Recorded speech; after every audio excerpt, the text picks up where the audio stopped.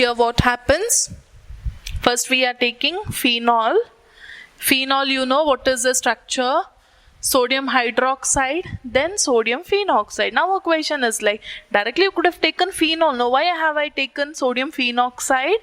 Because the phenoxide form is highly stable compared to phenols, and for any reaction to take place, if it is in the phenoxide form, the reaction takes place in a better way. Okay, remember that. That is why phenol converting into salicylic acid means phenol gets converted to sodium phenoxide and then to salicylic acid. We will write the reaction now. It's very easy. Try writing along with me. Phenol OH plus sodium hydroxide. Who doesn't know the formula of it? NaOH. What should it form? Sodium phenoxide. So we know sodium phenoxide. Here in the place of H, Na plus comes and this H2O comes out. Either you can mention minus H2O here, or just we can write O minus Na plus. See, O minus should be directing the carbon here. We'll write the names. This is phenol. This is sodium phenoxide. Why we call it as phenoxide? Otherwise we would have called it as phenoxide ion. So in the place of O minus is attached to Na plus, so it is sodium phenoxide. If it is potassium attached, potassium phenoxide, like that. Now see, you know the property of carbon dioxide here? Again, I have told you it's electrophilic substitution reaction we are studying. So carbon dioxide is a weak electrophile. Weak electrophile. This phenoxide is so acidic and it is so reactive that even with a weak electrophile, it can undergo electrophilic substitution reaction. Are you getting the point? Even with a weak electrophile, carbon dioxide, in the bracket you mention when you explain as weak electrophile, then when you treat it with weak electrophile, then followed by acidification. Acidification. So first what happens? When you treat with carbon dioxide, this carbon dioxide part comes and attaches here, and then further this H plus reacts and then you get the product formation taking place. Can you write the reaction, how it takes place? So here it's like, see, carbon dioxide, isn't it? Which position this carbon dioxide is an electrophile now? It's a weak electrophile. Which position do you expect it to come and attach? Ortho or para position. So in this case, it comes and attaches to ortho position. So it will be like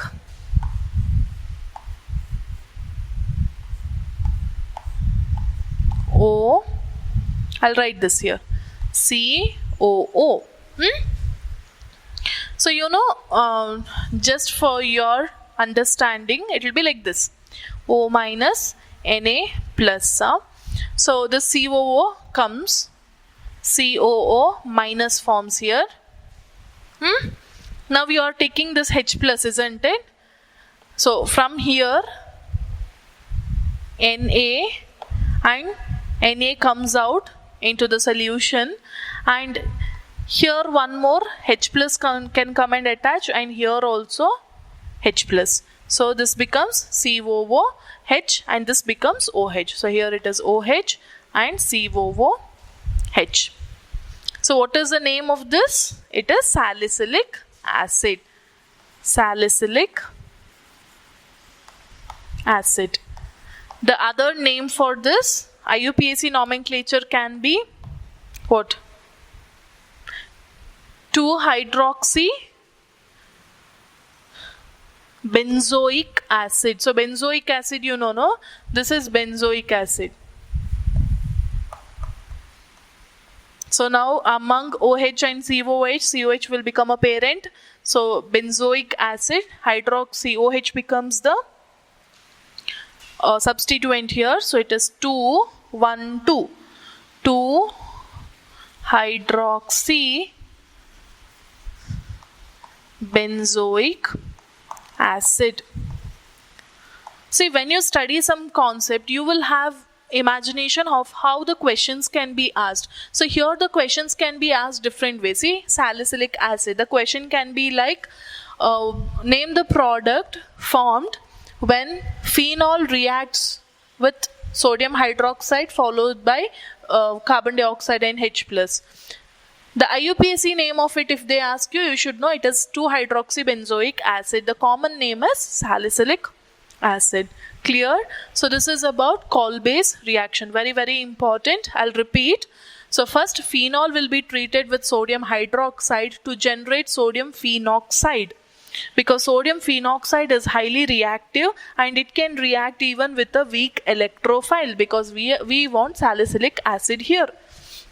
Salicylic acid, the COO comes and attaches to the ortho position since it is electron rich as per the resonance structure. So first what happens, CO2 reacts followed by acid reaction.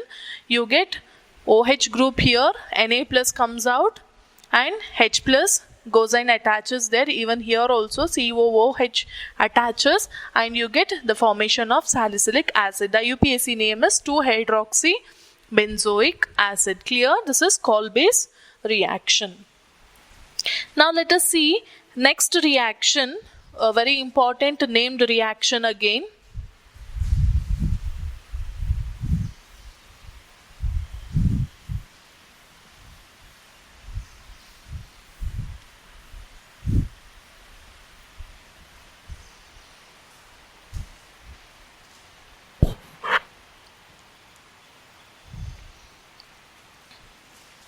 It is called as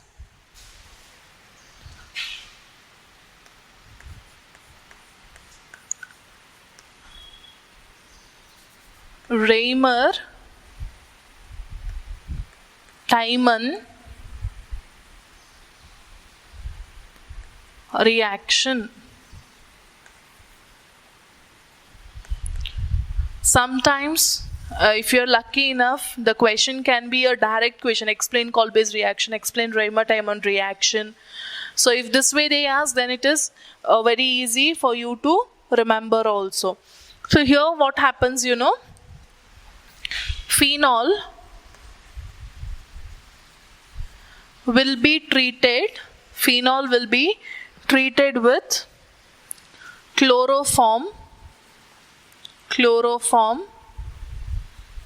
and aqueous sodium hydroxide.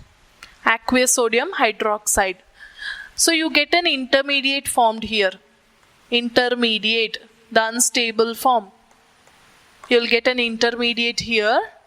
That intermediate further is treated with sodium hydroxide followed by acidification. You get salicyl aldehyde.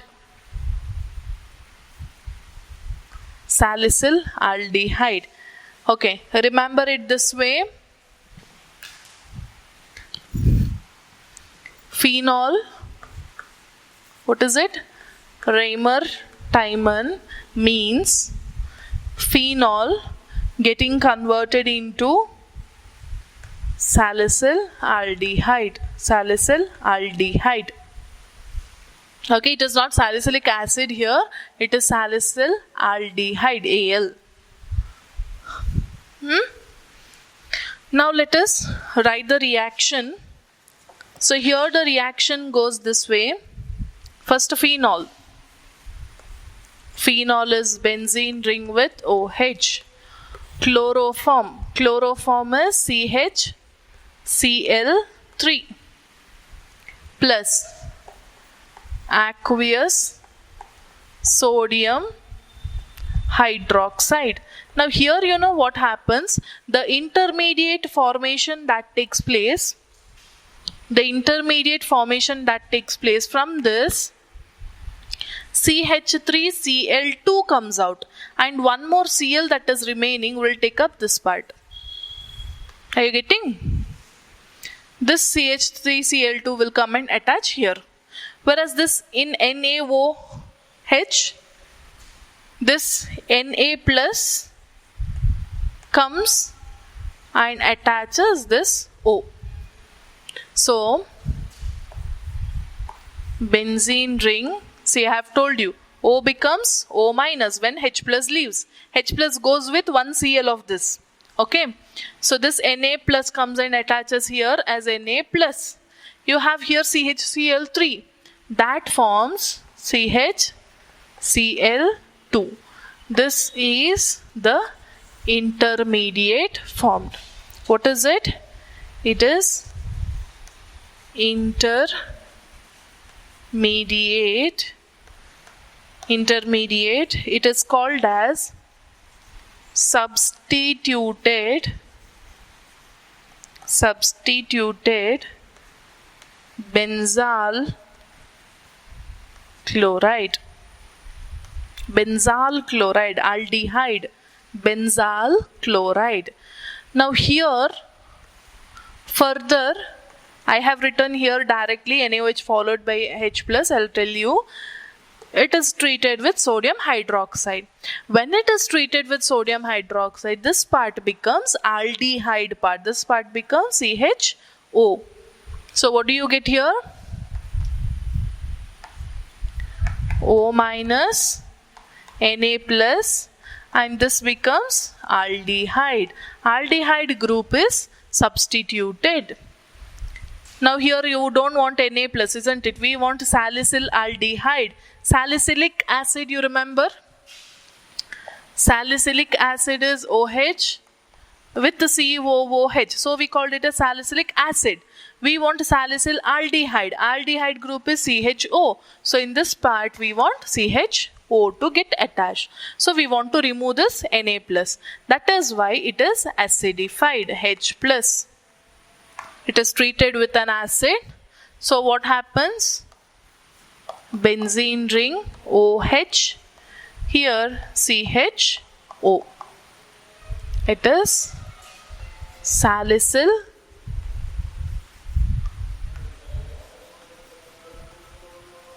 aldehyde. Salicyl aldehyde. Make a note.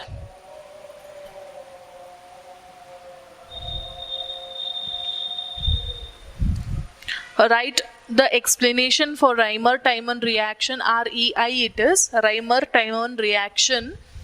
When phenol is treated with, you can make a note, when phenol is treated with chloroform in the presence of aqueous sodium hydroxide. Aqueous sodium hydroxide, you know, isn't it? It is with sodium hydroxide dissolved in water. Okay. So phenol, when phenol is treated with chloroform in the presence of aqueous sodium hydroxide, an intermediate is formed. In the bracket you write substituted benzyl chloride is formed, which further brings a CHO group, or which further allows a CHO group attached at the ortho position, and on acidification forms salicyl aldehyde. This is Reimer-Tiemann reaction. I'll repeat. Phenol is treated with chloroform to form intermediate in the presence of aqueous sodium hydroxide to form an intermediate which is substituted benzyl chloride, which on further treatment with the base brings attachment of CHO, that is aldehyde group, in ortho position, followed by acidification gives salicyl aldehyde. Hope it's clear. So make a note of this, very, very important reaction again. Next reactions are very simple. I'll write it here. Since we are speaking about the reactions of phenol, the other reaction is, however, phenol, when it is treated with the zinc dust, you know what it forms. Phenol, better write it as alternate single and double bond when it is treated with zinc dust and heated, or phenol when heated with zinc dust, DUST, dust forms benzene. This is also a reaction, that is reaction of phenol with zinc. One more reaction is oxidation.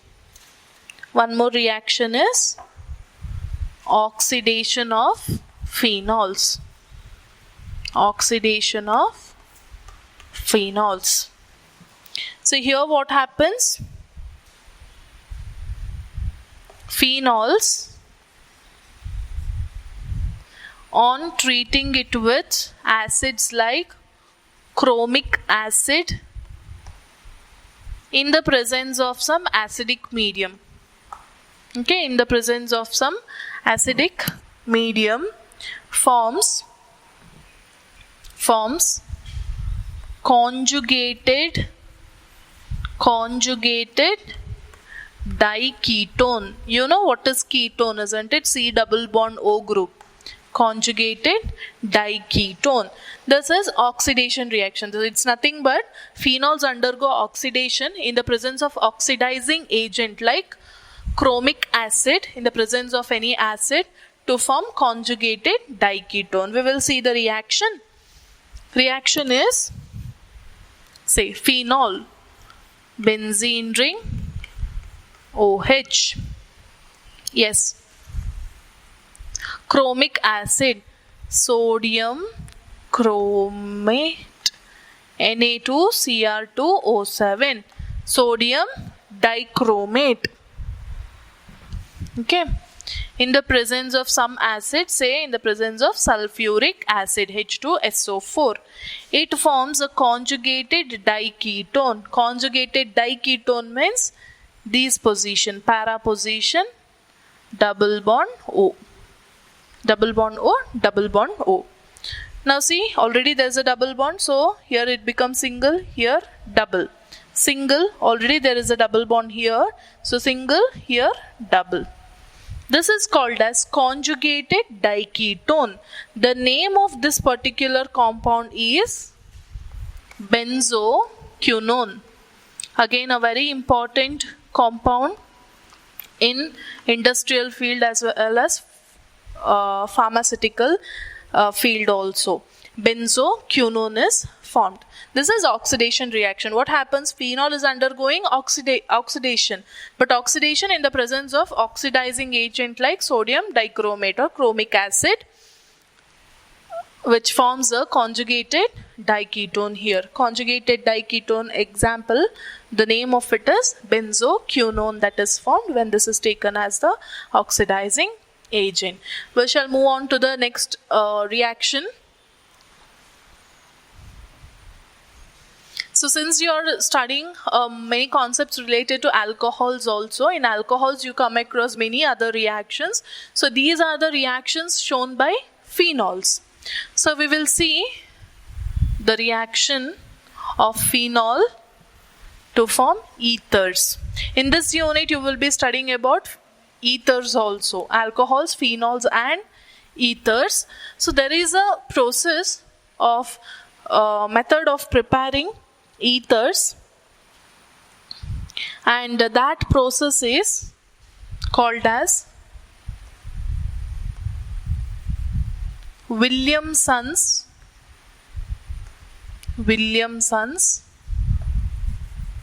ether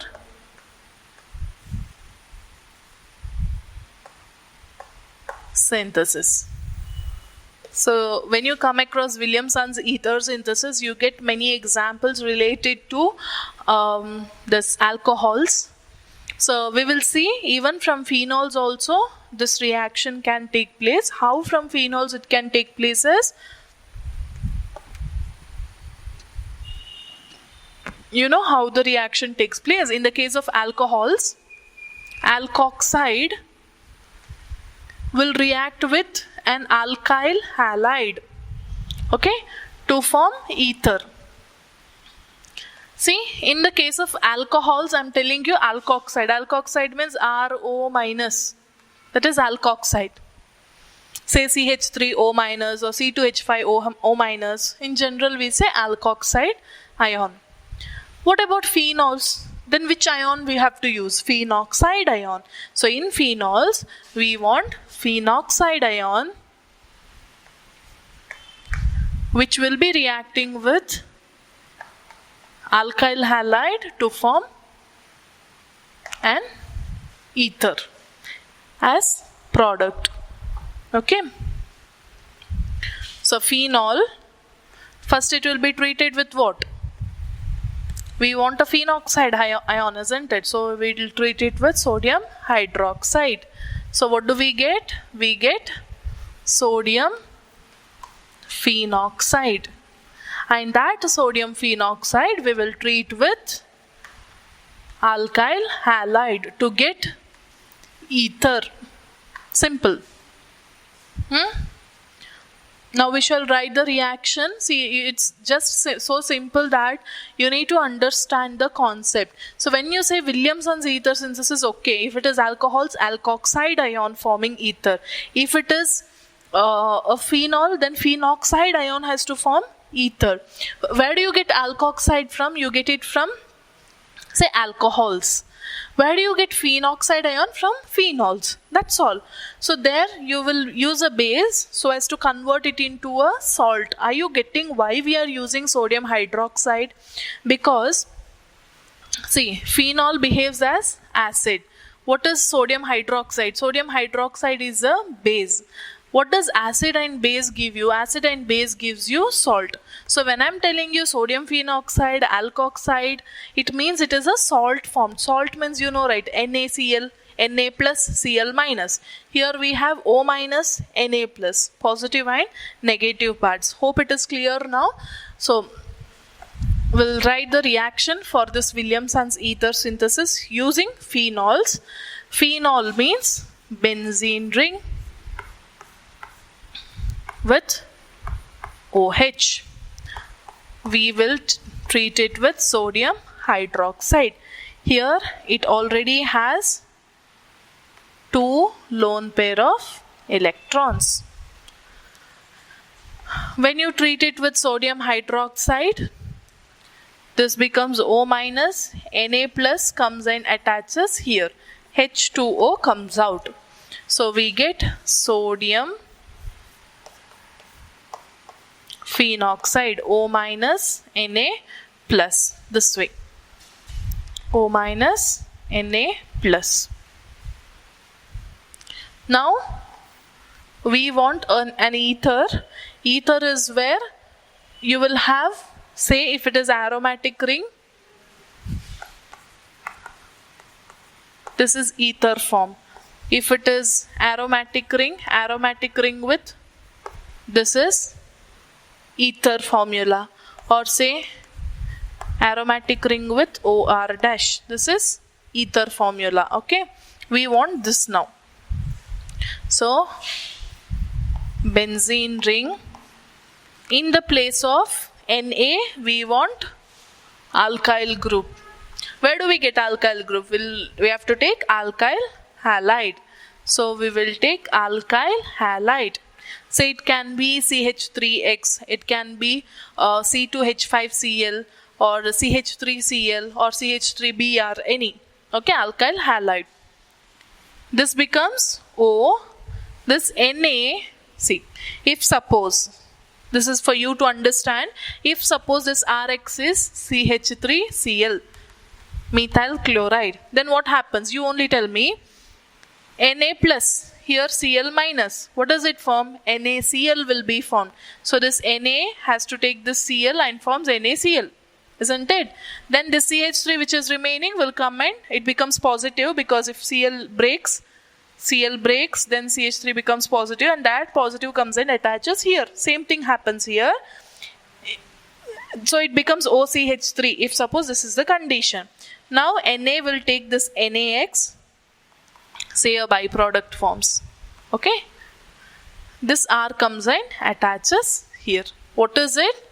It is ether that is formed, and this process is called as Williamson's ether synthesis. This is phenol sodium phenoxide, and this is ether that is formed. The same reaction, if suppose they ask you with some name, like if they ask you with the methyl substituted here or ethyl substituted here, you should be knowing how to substitute. That's it. Okay, so these were the reactions related to phenols, and in the other videos you will be studying related to alcohols and ethers. Thank you.